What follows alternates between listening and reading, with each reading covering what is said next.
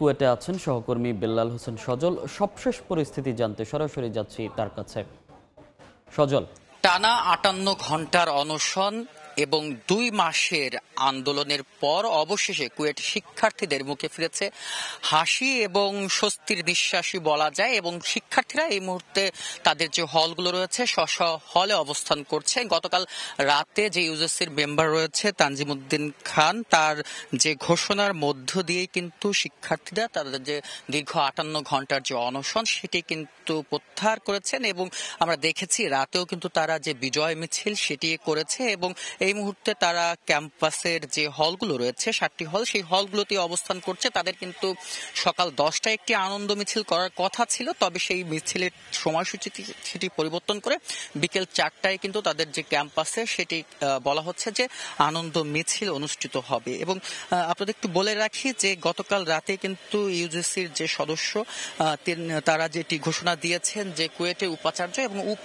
উপাচার্যের যে অব্যাহতি প্রক্রিয়াধীন অবস্থায় রয়েছে এবং কার্যক্রম চলছে বলার কারণেই কিন্তু তারা যে তাদের যে অনশন সেটি কিন্তু এই মুহূর্তে প্রত্যাহার করেছেন। এর ফলে কিন্তু কুয়েট যে শিক্ষার্থী বা শিক্ষা কার্যক্রম স্বাভাবিক হবে বলেও কিন্তু তারা আশা করছেন। এবং যেটি দেখা যায় যে দীর্ঘদিনের আন্দোলনই বলা যায়। গত ফেব্রুয়ারির মাসের যে ১৮ তারিখ কুয়েটের যে ছাত্র দলের শিক্ষার্থী এবং যে সাধারণ শিক্ষার্থী তাদের মধ্যে ছাত্র রাজনীতি যে নিষিদ্ধের দাবি তুলে একটি সংঘর্ষের ঘটনা ঘটে। তারপর থেকে কিন্তু আমরা দেখেছি ১৮ তারিখ এবং ১৯ তারিখে কিন্তু কুয়েটে আন্দোলন বিরাজ করছিল। এর পরবর্তীতে যে ২৫ ফেব্রুয়ারি সিন্ডিকেট সভায় একটি সিদ্ধান্ত আসে, কুয়েট অনির্দিষ্টকালের জন্য বন্ধ ঘোষণা করা হয়। এরপর থেকে কিন্তু ঈদের পরেই মূলত আবার যে ১৩ এপ্রিল থেকে সুপ্তভাবেই কিন্তু আন্দোলন শুরু হয়। শিক্ষার্থীরা কুয়েট ক্যাম্পাসে আসা শুরু করে এবং ১৫ এপ্রিল আমরা দেখেছি যে কুয়েটের যে ৬টি হল রয়েছে সেই হলের তালা ভেঙে কিন্তু শিক্ষার্থীরা হলে প্রবেশ করেন।